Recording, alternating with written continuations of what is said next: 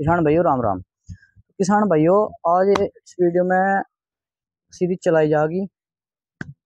ये कुछ टाइम के लिए जो गन्ने का अनसीजनली मामला, छुलाई का टाइम आ रहा, कटाई का टाइम आ गया गन्ने की।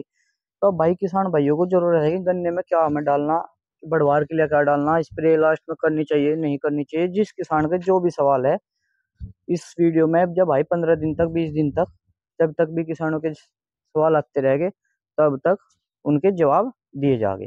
किसान संबंधी जवाब दिए जाएंगे। अन्य एक दो पशु वशु के लिए भी दे सके किसान भाइयों, क्योंकि किसान का ही पशु भी एक किसान का वो होता है।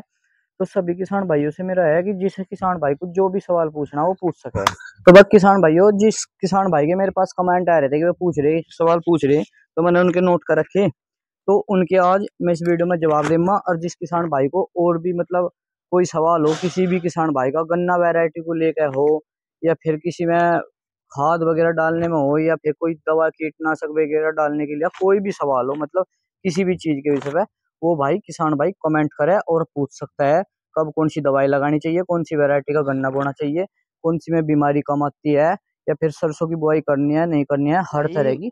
किसान भाइयों, मैंने बताया कि जिस चीज पर आपको जानकारी चाहिए वो आप कमेंट में कर सकते हो, चाहे वो कोई सी भी फसल हो। तो भाई अब हम बात करते हैं जिस भाई ने हमारे पास कमेंट कर रखी उनके जवाबों की। तो भाई एक विनर भाई है, विनर राठी। इसने हमारे पास कमेंट करा कि गन्ने में और एक स्प्रे लगानी चाहिए, बिना स्प्रे के काम चल जाएगा कि अगर नहीं चलेगा तो कौन सी स्प्रे की लगानी चाहिए, कौन सी दवाई इस्तेमाल हमें करनी चाहिए। तो भाई बिना भाई मैं तो बताना चाहूंगा कि अभी पेडी पौधे में काफी समय है कटाई में, और व्हाइट फ्लाई और टॉप बोरर की 5वीं पिट्टी का अटैक एकदम शुरू होने वाला 5 से 7 दिन के अंदर। तो भाई अपने गन्ने के अंदर ये भी एक स्प्रे सभी किसान भाइयों को और आपको भी लगाना की आवश्यकता है बिल्कुल। और भाई जो तन्ना बुझी कि कौन सी दवाई हमें भी इस्तेमाल करनी चाहिए, अब हमें इस्तेमाल जो करनी वह करनी है भाई एक चिपकू के साथ, यानी सिलिकॉन स्टेगर के साथ परफेनाफोर मैथिन, और उसके साथ आप एक ले लीजिए डाइफेथा यूरोन 30% और पायरोफॉक्सीफेन 8% वाला, जो आपके गन्ने में टॉप बोरर और व्हाइट फ्लाई दोनों के लिए असरदार रहेगा और बढ़िया काम करेगा, जिससे आपकी फसल बिल्कुल ठीक ठाक रहेगी और स्वस्थ रहेगी और हरी भी रहेगी। तो भाई इन दो दवाइयों का इस्तेमाल आप अपने पेडी गन्ने और पौधे गन्ने में आप फिलहाल कर सकते हैं। और भाई दूसरा जो कमेंट वो आया है, वो आया भाई हमारे पास शुभम शेरावत भाई का। तो इसने भाई जी हमसे पूछा, भाई जी क्या गन्ने में कैल्शियम नाइट्रेट डाल सकते हैं, क्या अब भी काम करेगा, गन्ना मोटा होगा और लंबाई बढ़ेगी। तो शुभम भाई, शुभम शेरावत भाई, मैं तुझे बताना चाहूंगा कैल्शियम नाइट्रेट जो होता है वो हमारे गन्ने में 90 से 120 दिन के अंदर पड़ता है। और अब हमारा गन्ना 90 और 120 दिन से ऊपर चला गया, तो अगर आप कैल्शियम नाइट्रेट का इस्तेमाल अपने गन्ने के अंदर करोगे तो वो आपके गन्ने में केवल पोगड़ा फोड़ने का काम करेगा, और जितनी ताकत आप कैल्शियम से अपने गन्ने को देना चाह रहे हो वो आपके पोगड़े को मिलेगी। और जिससे उससे आपके गन्ने की मोटाई और लंबाई तो बढ़ने की, पर जो पोगड़ा है वो मजबूत होकर एकदम लिकड़ का चल जाएगा, जो आपके पेडी गन्ने में काफी लाभकर रहेगा वैसे, पर आपका गन्ना मोटा नहीं होने का। अगर इसका ऑप्शन है भाई, आप इसके अंदर लीजिए पोटेशियम सोनाइट। पोटेशियम सोनाइट का इस्तेमाल आप इसके अंदर करें अपने पौधे गन्ने के अंदर, उससे आपका गन्ना मोटा भी होगा और लंबा भी होगा। इसके अंदर जो पोषक तत्व है वो पोटास, सल्फर और मैग्नीशियम की मात्रा में आते हैं। ये 3 चीज आती है, ये आपके गन्ने की लंबाई और मोटाई और हरापन बिल्कुल 3-4 चीज बराबर बना के लेकर चलेंगे। और किसान भाइयों, आपके गन्ना और बढ़वार दोनों वजनदार भी बनेगा और बढ़वार भी होगी काफी अच्छी बढ़िया वाली, और बेहतरीन इसका रिजल्ट आपको देखने में लगा। तो ये भाई शुभम शेरावत आपके लिए।